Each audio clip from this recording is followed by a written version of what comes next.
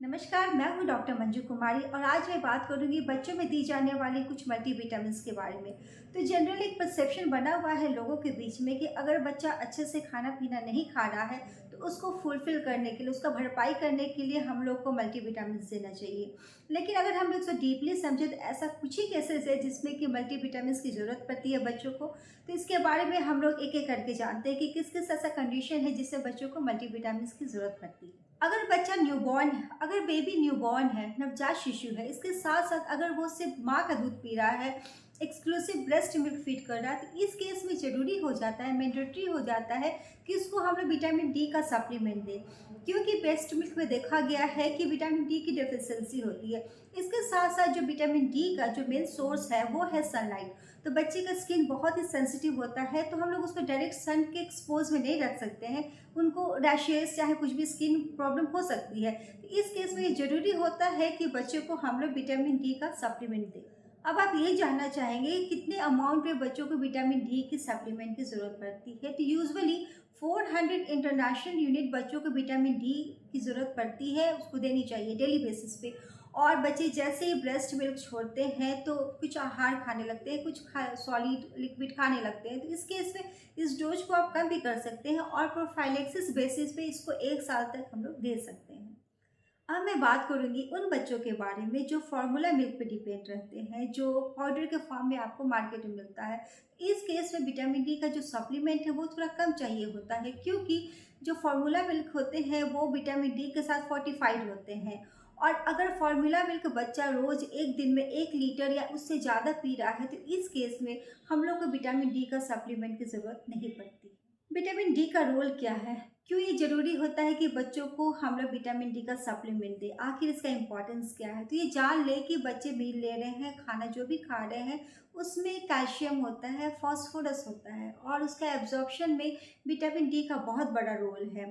साथ साथ जो कैल्शियम का एक्सक्रीशन होता है, निकाल होता है किडनी के थ्रू, वो कम करता है, जिसके कारण लास्टली देखने को मिलता है कि एक अच्छे अमाउंट पे कैल्शियम हमारे बॉडी में एब्जॉर्ब होता है। और कैल्शियम अच्छे अमाउंट पे होने से बच्चे का जो टीथ है, बच्चे का जो बोन है वो स्ट्रांग होता है। इसके साथ साथ विटामिन डी को देखा गया है कि बच्चे का जो इम्यूनिटी है उसको भी ये बूस्ट अप करता है, स्ट्रांग। अब मैं कुछ विटामिन डी के ड्रॉप्स के बारे में बताऊंगी जो कि आपको मार्केट में इजीली मिल जाएंगे, अवेलेबल है। For example drop अपराइज D3। तो जैसे कि मैंने आपको बताया है कि बच्चों को डेली रिक्वायरमेंट होता है 400 इंटरनेशनल यूनिट। तो आप ध्यान से सुने, यहाँ पे जो अपराइज D3 जो ड्रॉप है इसमें ऑलरेडी मेंशन किया हुआ है कि 1 ml में 800 इंटरनेशनल यूनिट विटामिन डी होता है, लेकिन हम लोग को 400 देना है। तो हम लोग को यहाँ पे 0.5 ml बच्चों को डेली हम लोग को विटामिन डी देना है। लेकिन आपको अगर कैलकुलेट करने में प्रॉब्लम हो रही है तो वहाँ ऑलरेडी मेंशन है कि each 1 ml कंटेन 32 ड्रॉप्स। तो आपको डेली 16 ड्रॉप देना होता है बच्चों को, ताकि वो डेली बेसिस पे विटामिन डी के सप्लीमेंट को फुलफिल करें। अगर ये ड्रॉप अपराइज D3 किया है तो उसमें ऑलरेडी मेंशन किया गया है कि 1 ml में आपको 32 ड्रॉप्स है। तो बहुत सारे ऐसे ड्रॉप है, सिरप है जिसमें मेंशन नहीं किया गया है कि 1 ml में कितने ड्रॉप है। तो वहाँ आप ये कंसिडर कर ले, नोट कर ले कि 1 ml में यूजुअली 20 ड्रॉप होता है। फॉर एग्जांपल एक ड्रॉप है विटानोवा D3 ड्रॉप, जिसमें कि 1 ml में आपको 800 विटामिन डी है यहाँ पे, लेकिन हम लोग को बच्चों को 400 देना है तो यहाँ पे 0.5 ml हम लोग देंगे। तो यहाँ पे कुछ मेंशन नहीं किया गया है कि 1 ml में कितने ड्रॉप है। तो यहाँ हम बच्चों को 10 ड्रॉप देंगे, 10 ड्रॉप हम लोग उसको डेली देंगे। आप बच्चों को जब भी कोई सप्लीमेंट दे विटामिन डी का तो ये ध्यान रहे कि कितने ml में कितने ड्रॉप है, कितने ml में कितने इंटरनेशनल यूनिट विटामिन डी है। तो इसको आप कैलकुलेट करके दें। अगर आपको समझ में ना आए तो आप डॉक्टर को अपने कंसल्ट करें। मैं बात करूँगी आयरन के बारे में। तो आप ये जान लें कि अगर बच्चा न्यू बॉर्न, अगर जन्म से लेकर अगर 4 मंथ का बेबी है तो इस केस में आयरन देने की ज़रूरत नहीं पड़ती है, क्योंकि बच्चे का जो लीवर है उसमें ऑलरेडी सफिशिएंट अमाउंट में आयरन स्टोर होता है। तो 4 मंथ तक आप उसको नहीं दें। आफ्टर 4 मंथ अगर बच्चों को आयरन की डिफिशियंसी है, कमी है, तो उसमें किस केस में आप उसको आयरन सप्लीमेंट दे सकते हैं और तब तक दे सकते हैं जब तक कि बच्चे अच्छे से खाने पीने ना लगे। इसके साथ साथ मैं आपको ये बताना चाहूँगी कि कुछ ऐसे कंडीशंस हैं जिसमें कि आपको शुरू से ही बच्चों को आयरन सप्लीमेंट देने की ज़रूरत पड़ती है, कि जैसे कि बच्चा अगर प्री मैच्योर बेबी है उस केस में आप शुरू से दें। अगर बच्चा का लो बर्थ वेट बेबी है, अगर 2 kg 2.5 kg से कम का बच्चा है तो इस केस में दें।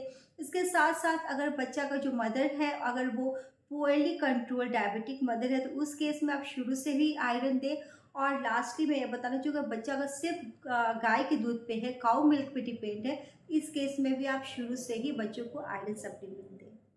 अब मैं बात करूँगी इसके डोज के बारे में, कितने अमाउंट में बच्चों को डेली बेसिस पे आयरन दी जानी चाहिए। तो इसका जो डोज है वो है 1 mg/kg/डे। अगर बच्चा का जो वेट है वो 5 kg है तो आप उसको 5 mg/डे दें। अगर बच्चा का जो वेट है वो अगर 10 kg है तो आप उसको 10 mg/डे दें। मैं कुछ ड्रॉप्स के बारे में बताऊंगी, आयरन के ड्रॉप्स के बारे में, जो कि आपको इजीली मार्केट में मिल जाएंगे। फॉर एग्जांपल फेडोनिया एक्सटी ड्रॉप, ओरोफॉर एक्सटी ड्रॉप, हेम्फर्ड एक्सटी ड्रॉप और आर्बिटोन ड्रॉप। को मैं बार बार कहूँगी कि अगर बच्चों को आप कोई भी ड्रॉप या सिरप दे रहे हैं तो आप उसको अच्छे से कैलकुलेट करके दें। जैसे कि अगर आप आयरन ही दे रहे हैं तो ये ध्यान दें कि कितने ml में कितने mg आयरन है। फॉर एग्जांपल मैं आपको यहाँ पे बताना चाहूँगी, फॉर एग्जांपल कि जैसे अगर फेरोनिया एक्सटी ड्रॉप है तो उसके फेरोनिया एक्सटी ड्रॉप में यूजुअली जो दिखा वहाँ मेंशन किया हुआ है कि 1 ml में 10 mg आयरन है। अगर बच्चा का जो वेट है वो 5 kg है तो आप उसको 0.5 ml दें। और मैंने आपको पहले बताया था कि अगर वहाँ पे कुछ ड्रॉप मेंशन नहीं किया गया है तो आप ये मान के चले कि 1 ml में 20 ड्रॉप होता है, तो यहाँ बच्चों को आप डेली 10 ड्रॉप दे सकते हैं। इम्पॉर्टेंस ऑफ आयरन, क्यों ज़रूरी होता है बच्चों को आयरन देना? तो ये बहुत ज़रूरी है यहाँ बच्चों को कि आयरन दे, क्योंकि आयरन क्या करता है कि बच्चे का जो मेटाबॉलिज्म है उसको इम्प्रूव करता है। बच्चों को भूख लगेगा, बच्चा अच्छे से खेलेगा, बच्चा अच्छे से खाएगा, बच्चा अगर अच्छे से खाएगा पिएगा तो उसका वेट बढ़ेगा और बच्चा जल्दी थकेगा नहीं। तो ये बहुत ज़रूरी है कि बच्चों को आप आयरन दें। आगे बढ़ने से पहले मैं आपको ये ज़रूर बताना चाहूँगी, आप इसको नोट कर लें कि जब भी आप बच्चों को विटामिन डी दे रहे हैं और साथ साथ आप आयरन दे रहे हैं, जिंक दे रहे हैं, अदर मल्टीविटामिन्स दे रहे हैं, तो आप हमेशा ध्यान दें कि आप विटामिन डी का जो टाइमिंग है अदर न्यूट्रिशन से आप अलग रखें। अदर जो मल्टीविटामिन्स है जो टाइमिंग है उससे अलग रखें, क्योंकि जो कैल्शियम क्या करता है कि जो भी आयरन है, जिंक है, उसके जो एब्जॉर्प्शन है उसको कम करता है, उसको रोकता है। अब मैं बात करेंगे मल्टीविटामिन सिरप्स के बारे में। तो आगे बढ़ने से पहले मैं आपको एक टर्म यहाँ बताना चाहूँगी, आरडीए। आरडीए क्या होता है? आरडीए मीन्स की रिकमेंडेड डाइटरी अलाउंस, मतलब कि एक हेल्दी पर्सन को डेली डाइटरी इंटेक एवरेज कितनी होनी चाहिए, उसको हम लोग आरडीए कहते हैं। तो आप ये जान लें कि बच्चों को जो भी आप मल्टीविटामिन सिरप दे रहे हैं तो आप ये ना समझें कि आप उसको पूरा एक न्यूट्रिशन दे रहे हैं डेली बेसिस पे जितना उसको रिक्वायर्ड है। नहीं, वो कभी भी आरडीए को 100% फुलफिल नहीं करता है। तो आपको ये ना समझे कि आप बच्चों को हमेशा मल्टीविटामिन दे रहे हैं तो उसको ऊपर से कुछ खाने की ज़रूरत नहीं है, उसको और न्यूट्रिशन की ज़रूरत नहीं है। जैसे कि आप जब भी बच्चों को कोई भी मल्टीविटामिन दे रहे हैं, for example A to Z Zincovit syrup whatever you are giving, तो आप ये ध्यान दें कि जब भी आप दें हमेशा कैलकुलेट करके, डोज कैलकुलेट करके दें। क्योंकि कुछ मल्टीविटामिन होते हैं जैसे कि फॉर एग्जांपल जो मल्टीविटामिन है बी और सी, तो ये वाटर सॉल्युबल है। अगर आप इसको एक्सेस अमाउंट में भी दे रहे हैं तो इसका कुछ ज़्यादा साइड इफेक्ट नहीं है, ये वाटर सॉल्युबल होता है तो ये यूरिन के रास्ते बॉडी से निकल जाएगा। लेकिन अगर आप एक्सेस अमाउंट में विटामिन ए दे रहे हैं, विटामिन डी दे रहे हैं, विटामिन ई दे रहे हैं, तो ये क्या है? ये फैट सॉल्युबल है, ये यूरिन के थ्रू नहीं निकलता, ये बॉडी में एब्जॉर्ब होता है, जिसके कारण इनका टॉक्सिसिटी हो सकता है बॉडी में। इसलिए हमेशा कैलकुलेट करके दें इसका डोज। अब मैं बात करेंगे विटामिन B12 के बारे में। तो ये आप जान लें जो मदर ब्रेस्ट फीड करा रही है बच्चों को, तो इस केस में अगर उनको विटामिन B12 की डेफिशिएंसी है तो वो बच्चों को विटामिन B12 का सप्लीमेंट जरूर से दे। और उसके साथ साथ वो खुद भी विटामिन B12 का सप्लीमेंट ले, क्योंकि अगर आप ब्रेस्ट मिल्क करा रही है बच्चों को तो ये आप जान लें कि जो विटामिन B12 है वो ब्रेस्ट मिल्क से सीक्रेट होता है, वो निकलता है और बच्चों को भी मिलता है, जिसके कारण उनका नीड फुलफिल होता है।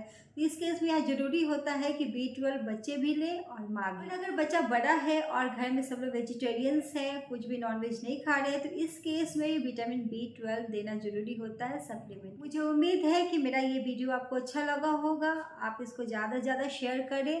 Thanks for watching, have a nice day. जय हिंद।